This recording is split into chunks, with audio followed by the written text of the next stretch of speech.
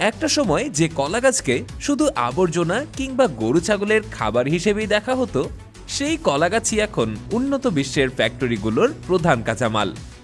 ফেলে দেয়া আবর্জনা থেকে একটা কলা গাছ কিভাবে ফ্যাক্টরির মিলিয়ন ডলারের কাঁচামালে পরিণত হয়, সেই গল্পটাই শোনাবো আজ।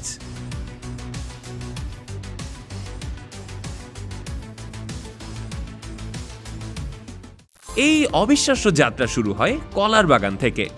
কলা কাটার পর গাছের কাণ্ডগুলো যত দ্রুত সম্ভব ফ্যাক্টরিতে নিয়ে আসা হয়, কারণ গাছগুলো মাটিতে পড়ে থেকে একবার তাতে পচন ধরে গেলেই গাছের ভেতরে থাকা মূল্যবান ফাইবার নষ্ট হয়ে যাবে। তাই ফ্যাক্টরিতে আনার 24 ঘন্টার ভেতরেই দক্ষ হাতে বা মেশিনের সাহায্যে গাছের কাণ্ডগুলোকে লম্বালম্বিভাবে ফালি করা হয়। এরপর আসে সবথেকে ইন্টারেস্টিং পার্ট, যাকে বলা হয় ডেকর্টিকেশন।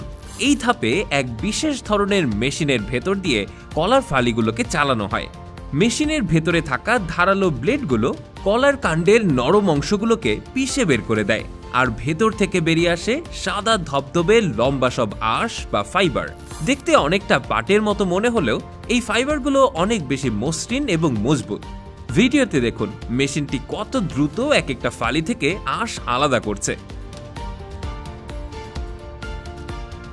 যে কাজ আগে হাতে করতে দিনের পর দিন লাগতো, এই আধুনিক মেশিন তা কয়েক সেকেন্ডেই করে দিচ্ছে। নতুন বের করা ফাইবারে আঠালো রস ও স্টার্চ লেগে থাকে, যা পরিষ্কার না করলে পরে কাপড়ে দাগ পড়তে পারে। তাই এই ফাইবারগুলো ভালোভাবে ধোয়া হয়, কখনো শুধু পরিষ্কার পানি দিয়ে, আবার কখনো হালকা ক্ষারযুক্ত দ্রবণ ব্যবহার করে।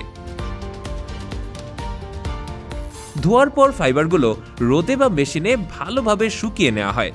শুকানোর পর এই ফাইবারগুলো একদম সাদা আর উজ্জ্বল রঙের দেখায়, আর এই অবস্থায় এগুলোকে গ্রেডিং করা হয়, অর্থাৎ কোন ফাইবার দিয়ে সুতা হবে আর কোনটা দিয়ে কাগজ বা দস্তাবেজ তৈরি হবে তা আলাদা করা হয়। শুকনো ফাইবারগুলোকে এবার পাঠানো হয় স্পিনিং ইউনিটে। এখানে চরকার মতো মেশিনে এই আঁশগুলো পেঁচিয়ে পেঁচিয়ে সুতা তৈরি করা হয়। জাপানে এই সুতা দিয়ে তৈরি করা হয় বিশ্বের অন্যতম দামি পোশাক কিমোনো। এই কাপড় এতটাই আরামদায়ক যে গরমের দিনেও এটি আপনার শরীরকে ঠান্ডা রাখবে। শুধু কাপড়ই নয়, এই সুতা দিয়ে এখন অত্যন্ত টেকসই জুতা, ব্যাগ এবং হ্যান্ডিক্রাফট তৈরি হচ্ছে, যা ইউরোপ আমেরিকার বাজারে চড়া দামে বিক্রি হচ্ছে। শুধু তাই নয়, বিশ্বের বিভিন্ন দেশে বর্তমানে কলা গাছের এই ফাইবার থেকেই বানানো হয়েছে মেয়েদের অতীব প্রয়োজনীয় পণ্য স্যানিটারি প্যাড, যা নর্মাল প্যাডের তুলনায় অনেক বেশি আরামদায়ক আর অনেক বেশি পানি শোষণ করে নিতে পারে। তাই দিনকে দিন এই কলা গাছ দিয়ে বানানো প্যাডের চাহিদাও লাফিয়ে লাফিয়ে বাড়ছে। এবার আপনার মনে প্রশ্ন জাগতে পারে, ফাইবার বের করার পর গাছের বাকি অংশের কি হয়? এখানেও রয়েছে প্রযুক্তির ছোঁয়া।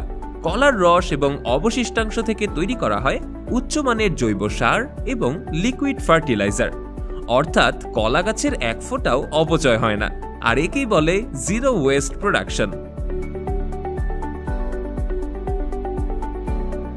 সবচেয়ে বড় আশা জাগানো বিষয় হলো, বর্তমানে আমাদের দেশের আনাচে কানাচেও কলা গাছ কিংবা কচুরিপানার মতো অপ্রয়োজনীয় জিনিস ব্যবহার করে কিন্তু অলরেডি ফাইবার বানানোর কাজ অনেকেই শুরু করে দিয়েছে।